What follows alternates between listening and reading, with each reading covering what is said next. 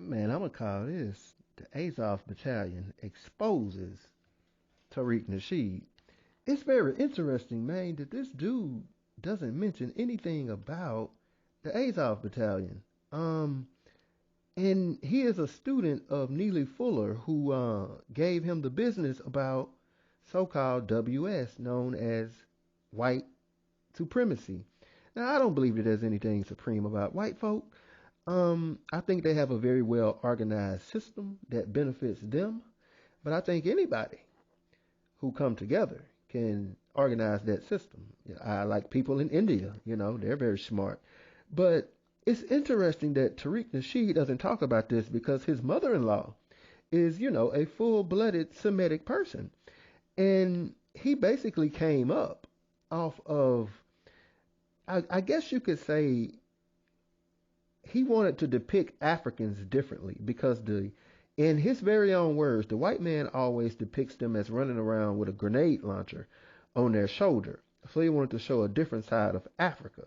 So he came up with the Hidden Colors series, and he actually came up with it, I think, in the early 2000s or the late 90s. I think it was the early 2000s.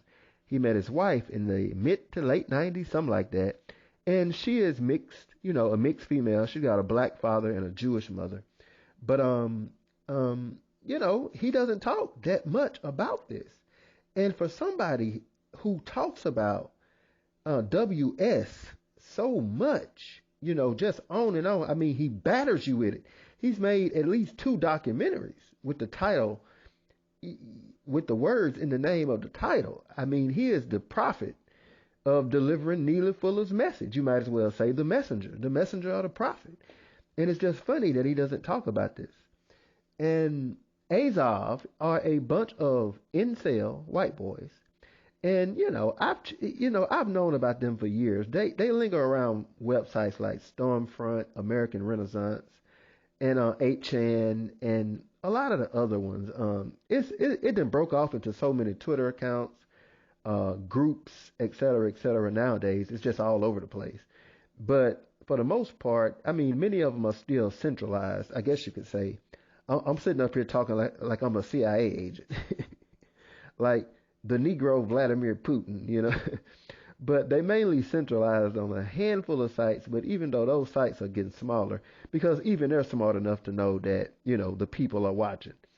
So they communicate on other sites. And they're largely incels because they use terms like normie, and that represents artistic dudes. Plain and damn simple. Artistic dudes that are neurologically challenged and who have a hard time getting girlfriends because that's what they need. A girlfriend, a blunt, a bottle of liquor, and a blowjob. But they choose to be online. I mean, just like the dudes in Ukraine. Ukraine has so much land. You can literally just go out and be a farmer or fish or hunt deer. But they'd rather roam around the city and push people around and start fires and burn people alive and topple governments and complain about liberals and find some other group of white people who they imagine in their heads or something else so they can hate on them. That's pretty much Azov. And it's funny to me that Tariq Nasheed doesn't say anything about these dudes. Because these dudes are just very open, WS. Anyway, hold on just a second. I'm going to let something play. I can just about let this video play at any point. I'm going to let this guy talk a couple minutes. Give me just a second.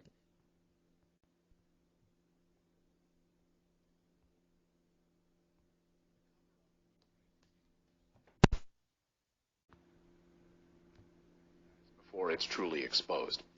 Back in 2018, something happened in the United States Congress, and it didn't get much coverage. In fact, it was largely ignored. A little noticed provision was hidden inside of a 2,232-page government spending bill. They're very large. No wonder it was ignored. Who's reading this? Because the military-industrial complex runs Congress, and military spending bills are often ignored in the media and on Capitol Hill because everyone falls in line, lockstep, and they pass these weapons bills. No one asks any questions. But on this day, in 2018, there was an anomaly. Something didn't go as planned. What was the reason? Well, you see, this little simple paragraph was slipped into the bill. Yes, a tiny little paragraph that had incredibly profound consequences. It actually passed and was approved by Congress. But this isn't the first time. This little paragraph was included in 3 previous spending bills since 2015. This little paragraph tried to make its way into the spending bill by some brave members of Congress. Each time, though, it was removed, deleted, but not this time. You see, since 2015 and the overthrow of the Ukrainian government and the installation of a puppet regime, the United States government had been funneling millions of dollars in weapons to the Ukrainian military under the guise of protection. So for 3 years, and each of these spending bills as they came to the table, there was a tiny paragraph that was included, but it kept getting removed and deleted. But on March 28th of 2018, that paragraph somehow managed to make it through and passed Congress. It was included in the $1.3 trillion spending bill. So what did this paragraph say? Here it is.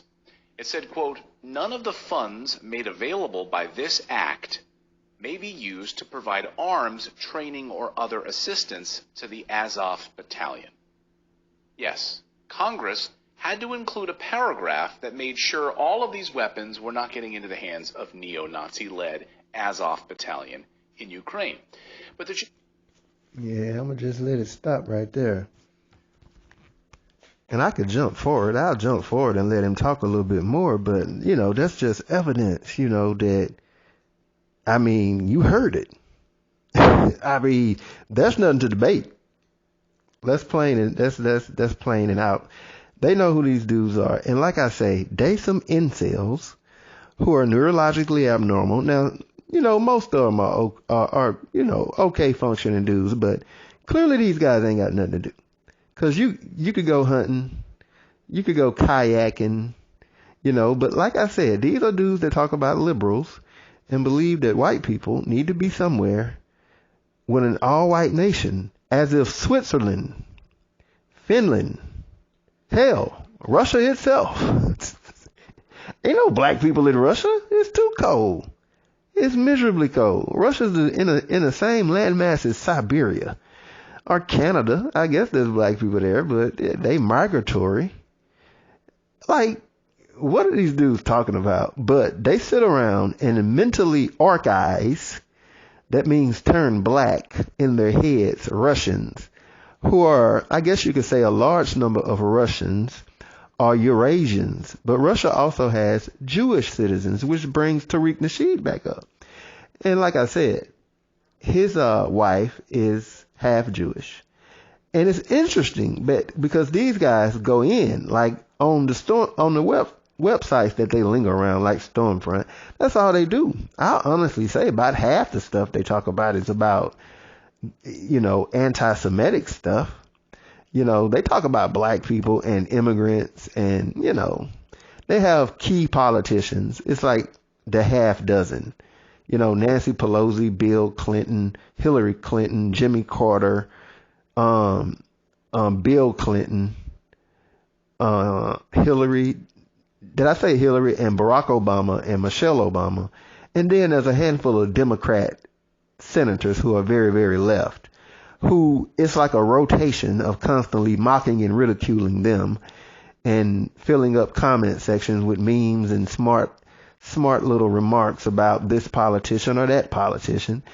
And I guess they believe that life is like a video game, that they're going to take their asses over there and respawn after a 60-pound shell explode on your ass.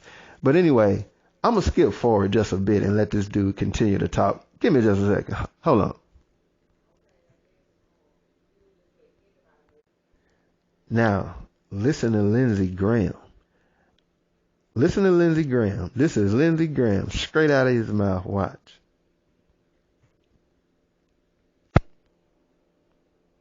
We will push the case against Russia. Ми всі повернемося до Вашингтону і ми будемо відстоювати санкції проти Росії. Enough of a Russian aggression. Досить вже російської агресії. It is time for them to pay a heavier price. So to be clear, starting just after that visit, Congress removed this paragraph about money and weapons going to Nazis 3 different times. They removed this paragraph. They went in and cut it 3 times. Imagine being the congressman who did that. Like, hey, honey, how was your day at work today? What'd you do? Well, I went into a spending bill, and, we continue to funnel money to Nazis, and I removed a paragraph that would have stopped us from doing that. You did, honey?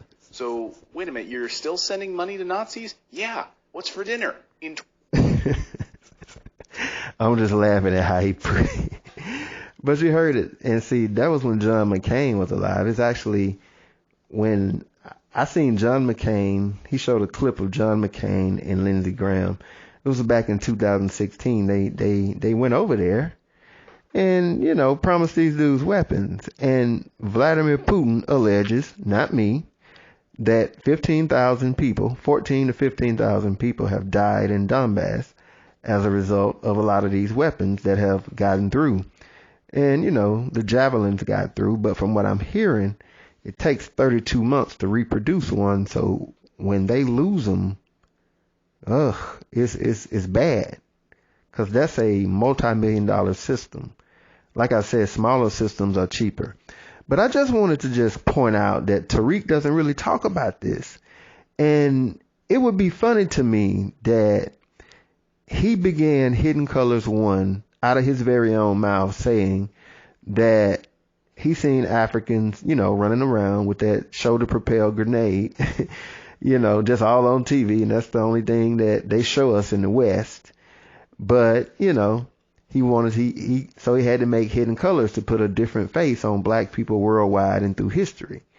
But the grand totality of what you ultimately end up doing is causing a diasporic rift between, black Americans and everybody, but Africans specifically.